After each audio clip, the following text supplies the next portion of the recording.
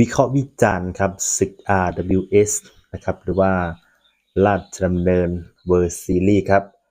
ซึ่งคู่ที่4นะครับในช่วงหลักของการถ่ายทอดสดครับเป็นการ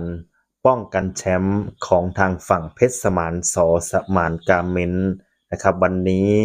ให้โอกาสทางฝั่งขุนศึกน้อยบูมเด็กเซียนนะครับผู้ท้าชิงนะครับซึ่งอยู่ในแรงกิ้งอันดับที่3นะครับคู่นี้จะชกกันในวันเสาร์ที่7มิถุนายนพุทธศักราช2568หรือว่าวันเสาร์นี้นะครับก็จะถ่ายทอดสดหลักผ่านช่อง Workpoint เวลา 20:05 นาทีนะครับเป็นต้นไปคู่นี้ครับก็จะชกเป็นคู่ที่4เป็นคู่เอกนำรายการนะครับทั้งนี้ทั้งนั้นนะครับต้องบอกกับแฟนคลับแฟนมวยนะครับว่าการออกทัศนวิจารณ์บางครั้งก็ถูกบางครั้งก็ผิดนะครับการวิเคราะห์วิจารณ์ก็เป็นเพียงการนำเสนอข้อมูลเพื่อให้แฟนคลับแฟนมวยได้ทราบถึงโปรแกรมการแข่งขันและให้ได้ทราบถึงที่ไปที่มานะครับว่าคู่นี้คู่นั้นจะชกกัน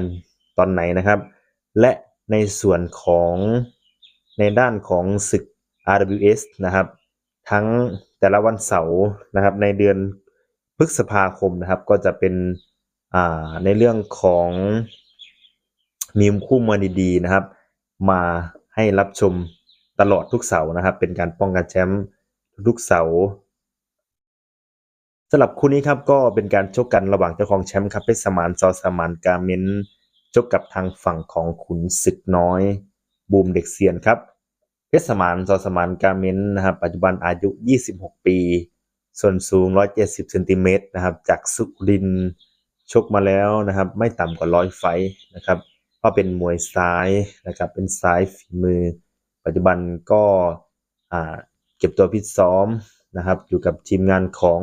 เสียสมานสสมานกาเมนนะครับก็อาจจะไปซ้อมนะครับค่ายมวยทีมงานของพอหอมกินครับสำหรับทางฝั่งของเพชรสมานก็เป็นมวยซ้ายฝีมือเตะซ้ายต่อยซ้ายนะครับถนัดในเกมตั้งรับนะครับถือว่าเป็นซ้ายทางเดียวแต่ออกได้ครบเครื่องนะครับและก็ออกได้หนักออกได้แรงนะครับเป็นมวยชกยากผ่านเกรดมวยผ่านเบอร์มวยมาดีกว่านะครับชื่อชั้นการผ่านมวยกระดูกมวยนี่ถือว่าค่อนข้างดีกว่าเลยครับ ฟอร์มการชก3ฟอร์มหลังก็มีชนะคะแนนทางด้านฤทธิเดชเกียรติทรงฤทธิ์นะครับเป็นการป้องกันแชมป์ในส่วนของเพชรสมานนะครับเป็นการป้องกันแชมป์น่าจะครั้งที่2นะครับถัดมาอ่าถัดมานะครับก็มาชนะคะแนนทางฝั่งของเพชรศิลาวออุรชานะครับในการป้องกันแชมป์เช่นกันล่าสุดนะครับก็เจองานหนักเหมือนกันครับแต่ก็สามารถป้องกันแชมป์นะครับชนะทางด้านยอดกตัญญูแบบเชือดเฉือนมาได้ครับวันนี้จะมาเจอกับของสดของรุนแรงอย่างทางฝั่งขุนศึกน้อยบูมเด็กเซียน ทางด้านฝักฝั่งของมุมน้ำเงินครับขุนศึกน้อยบูมเด็กเซียนถือว่า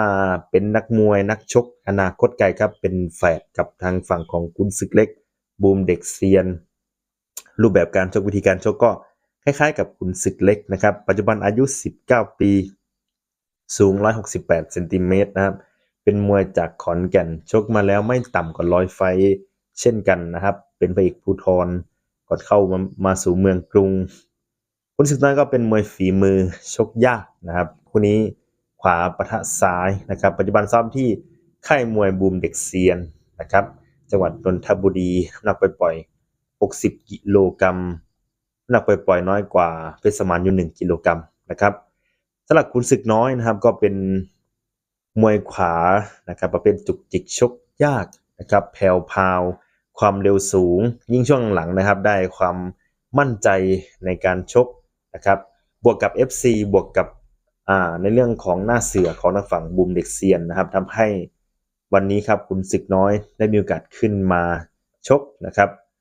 ฟอร์มการชกของเจ้าตัวนะครับถือว่าสวยสดงดงามนะครับแทบไม่แพ้ใครเลยนะครับ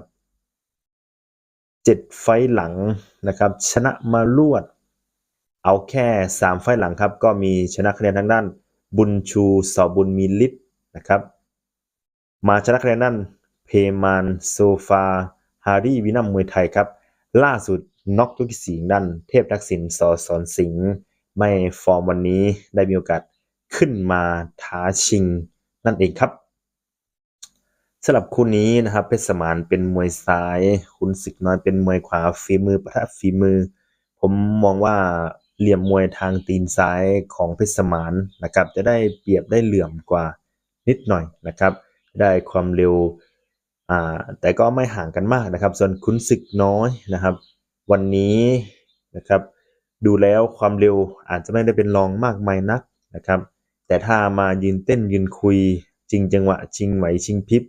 นะครับวันนี้นะครับด้วยความที่เป็นมวยขวาเนี่ยดูว่าจะออกนะครับทางฝั่งมวยซ้ายดูว่าจะออกอาวุธได้เนียนตากว่านะครับถ้าอยากชนะก็ต้องสร้างจุดเปลี่ยนนะครับเบื้องต้นตามทัศนวิจารณ์ส่วนตัวนะครับยังออกชื่นชอบไปที่เพชรสมานจอสมานกาเมนนะครับดูว่าประสบการณ์มวยน่าจะช่วยได้นะครับวันนี้เจอมวยฝีมือด้วยกันนะครับน่าจะเอาตัวรอดได้ครับทั้งนี้ทั้งนั้นครับคู่นี้ถือว่าสูสีมากๆครับมวยแพ้ได้ชนะได้เบื้องต้นชอบทีมงานเพชรสมานจอสมานกาเมนครับ